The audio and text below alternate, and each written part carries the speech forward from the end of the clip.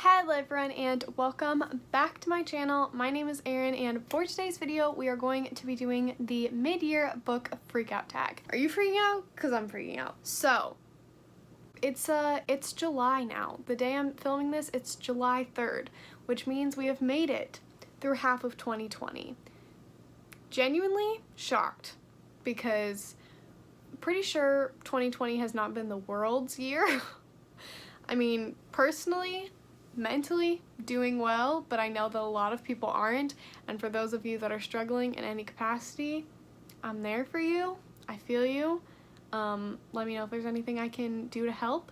But yeah, it's been a whirlwind of a year already for the world in general, but I'm sure for people individually as well. But today we're going to talk about books, and we're going to freak out about something a little bit more smaller scale.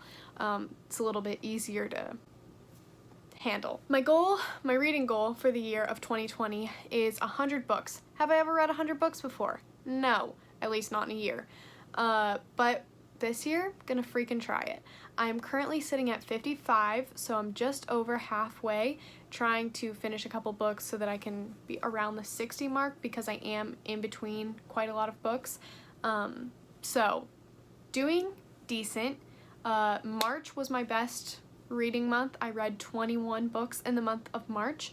May was my worst. I read 1, but you know, we all have good and bad, high and low. It'll all balance itself out. So hopefully summertime will be fine. Wintertime I tend to read a lot of smaller books so that I can meet my goal, but hopefully I can meet my goal beforehand and not stress out too much. So anyway, those are just some quick background knowledge if you've never seen me before, what my reading's kind of like. But yeah, let's get started with the tag questions. There are 15 questions in this tag, the first one being, what is the best book that you've read thus far this year? For that one, I feel like I have kind of a controversial book, and that is Ugly Love by Colleen Hoover. This is by far my favorite book so far this year. I freaking loved this book. This is about a girl named Tate and a boy named Miles. They're young adults, and I don't mean like 1920, I mean in their 20s. So new adults, I guess, if we're going by book categories. They're young adults, new adults, however you want to call it, and they live across the hall from each other in this apartment building. Tate knows Miles because Miles is Tate's older brother's best friend, and they start having a friends with benefits relationship, and the only two rules that Miles has come up with, and that the whole agreement is basically set upon, is that Tate's not allowed to ask about Miles' past, and she's not allowed to expect a future. This obviously takes a turn when feelings become more in this relationship, and you know, things come from there. There's also another element that you don't really understand, what the point is and what's really going on until the end of the book. That was really hard hitting. I sobbed at quite a few parts of this book. It just broke me mentally, and it was the best cathartic cry that I had had in a while, and I just freaking loved this. So I know that Colleen Hoover's not perfect. I know that this book isn't perfect, but I freaking loved it. I read it so quickly. It was so good. Question 2 is the best sequel that you've read so far this year, and I've read actually quite a bit of sequels, which is really unusual for me. I'm really bad at continuing with series in general, but especially marathoning them, which I did a decent amount of toward the spring of the year. That was a weird way to put that. I ended up going with one that I read pretty early on this year, and that was Come Tumbling Down by Shauna McGuire. This is the 5th installation in the Wayward Children series, which is a series that I absolutely love. It's a series of novellas that kind of take place all in this same world where kids from varying ages and varying backgrounds stumble upon these doors that lead them to worlds that are suited better for them, and they don't all go to the same world, but the thing that they do have in common is that they all have come back, and they are trying to come to terms with the fact that they are not in this world that was so perfect for them, even if it wasn't all rainbows and sunshine, which for some of them it is, but some of them are really, really dark worlds, but they just make more sense to them. Somehow these books feel so real and really pack a punch. they kind of have an Alice in Wonderland element to it.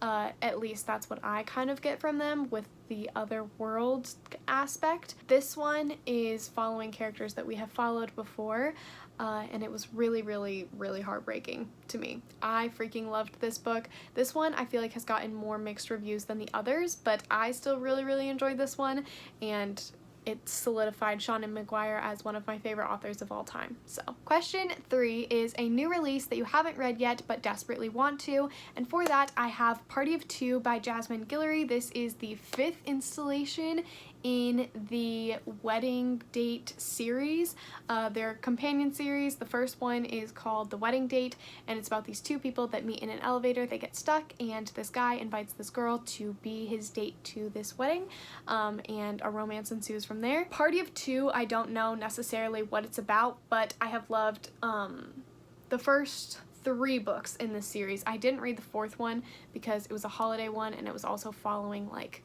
one of the other characters' moms, and I felt weird reading about a romance that would be like the character would be my mom's age. That just felt really weird to me, so I didn't read it. I probably will eventually, but like right now it feels a little bizarre. But I am really excited to read Party of Two. I just haven't gotten my hands on it yet, and it's not available on Scribd yet, so hopefully soon. But I have loved pretty much all of these. I really, really loved The Wedding Party a lot, so I'm really excited for Party of Two. Question 4 is your most anticipated release for the second half of the year. For that one, I would definitely have to say Tea Dragon Tapestry by Katie O'Neill. This is the 3rd book in the Tea Dragon Society series. Katie O'Neill really kills it with the artwork and the stories in both Tea Dragon Society and Tea Dragon Festival. And I haven't read her other books, but I really, really want to, so I am so freaking pumped for Tea Dragon Tapestry. That cover is by far my favorite. I'm so excited to revisit old characters and everything, and just be sucked in and enamored with Katie O'Neill's artwork all over again. Question 5 is kind of a downer, and that is biggest disappointment so far, and for that one I would definitely have to say Suicide Notes from Beautiful Girls by, I can't ever remember the author's name, but that's because I don't intend on picking up any more of their work, because this was such a disappointment for me. This book really like tried to do a bunch of different plots and then unwound them and then redid them again. It was really bizarre and not good in my opinion. I didn't necessarily have super high expectations, but this was just like the worst book that I've read so far this year. So this is what I put here. Yeah, but I'm not mad that I read it because I have really good memories while reading it. I read this with my younger brother, who's not that much younger than me, but we were just kind of like both really confused while reading it, and so we were kind of laughing together, and like we were still trying to guess what was going to go on in the book, and that was really a fun experience, especially because he's not a big reader. So for us to both sit down and listen to the audiobook, it was just really, really cool. So I'm not mad that I read this, but I wouldn't recommend it to anyone. Question 6 is biggest surprise, and for that one I would definitely have to say Maybe in Another Life by Taylor Jenkins Reid. This one doesn't really get that much attention as much as like Seven Husbands of Evelyn Hugo or Daisy Jones and the Six, which are probably her most popular books, but I still really enjoyed this one. This one has a lot of mixed reviews. It's basically about this girl who, it follows her if she had made a different decision. So we follow her life if she had made one choice, and then if she had made the opposite choice, and we follow dual timelines and like what her life would look like. I really, really freaking loved this. It was just so cool. I don't know. I just remember like really liking it, and I wasn't anticipating really liking it at all. I just kind of wanted to try more of Taylor Jenkins Reid, and this one sounded interesting. So, plus I think I read this after I read After I Do, and I did not like After I Do. So this is definitely the biggest surprise, and I'm so glad I read it. The next question is new favorite author, and that is by far Colleen Hoover. I've made a little bit of a dent in her backlist, and I am having the best time getting through it. I have read so many of her books this year, and to me, she's just such a talented writer. I can typically predict a decent amount of what's going on in her books, but I still love them, and she still draws so much emotion out of me. Even in the books that she has written that I didn't love as much, like, they still pack a little bit of a punch, and I have cried in all of them, I'm pretty sure. So I definitely think that says something about, like, her skill as a writer. Definitely Colleen Hoover, definitely super excited to read more from her in the future and continue going through her backlist. Question 8 is newest fictional crush. I don't really have any fictional crushes this year, which is really weird. I guess if I had to choose one, it might be Ravi Singh from A Good Girl's Guide to Murder by Holly Jackson, or Will Herondale from the Infernal Devices series, but like, that's really trying to pick one. I think maybe Will Herondale more than Ravi, but both of them, I really enjoy their characters a lot. I especially love how sassy Will is, but that's really forcing me to pick a character. I guess Will, honestly, and that's not much of, but I like didn't think of him right away, so I don't know. I don't really have any fictional crushes anymore, which is weird because I used to have fictional crushes all the time. Question number 9 is newest favorite fictional character, and for me that is definitely Pippa from A Good Girl's Guide to Murder by Holly Jackson. I love Pippa. I love how strong and sassy she is. I love how willing she is to stand up not only for herself but for other people when she sees injustice of any kind.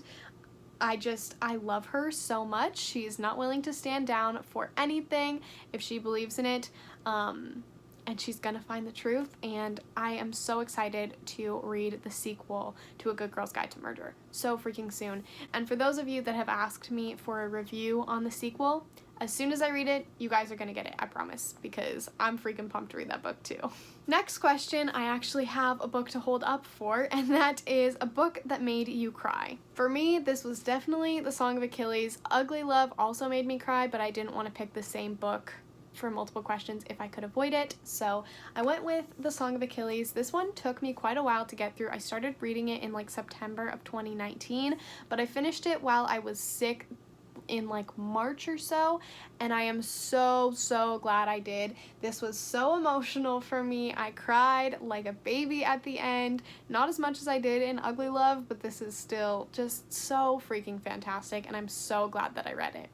So this is the like one of the only ones that wasn't a reread that I could pick that like didn't really apply for any other questions. So the next question is the opposite of that one, and that one is a book that made me happy, and there have been quite a few, but I went with Heartstopper Volume 2 by Alice Oseman. I believe it was my first time reading it this year. I'm like 97% sure. I don't remember reading it last year, but I really enjoyed this book. The only reason I didn't pick volume 3 was because there were some heavier elements dealt with in that one, which is still really important and really good, but this one felt more lighthearted, so it felt more appropriate for this question. But yeah, this is basically about a boy named Nick and a boy named Charlie, and just kind of their love story in high school. One of them is coming to terms with their sexuality because they thought they were straight, and now they're realizing that maybe that's not the case, and kind of what that looks like for them, kind of dealing with other people's opinions of it, and just like things like that. I really loved it. It's super sweet. Nick and Charlie are super supportive of each other. I think Nick and Charlie are super supportive of each other, and I love it. Their relationship is so cute. So definitely a book that made me happy and smile and just all of the things. The next question I don't have an answer for, and that is book to movie adaptation, your favorite one that you've seen this year. I haven't seen one. First of all, the movies have pretty much been closed, and the movies I have seen, if there was a book, I didn't know, or I didn't read it. So second to last question, what is the most beautiful book that you have bought this year? This one was definitely a no-brainer for me. That is Wondersmith, The Calling of Morrigan Crow. by Jessica Townsend. First of all, this cover is just really pretty. I'm not a huge fan of red, but I do really like this. But the reason that I chose it for this question, just like, tell me it's not beautiful. You would be lying. It's just so stunning.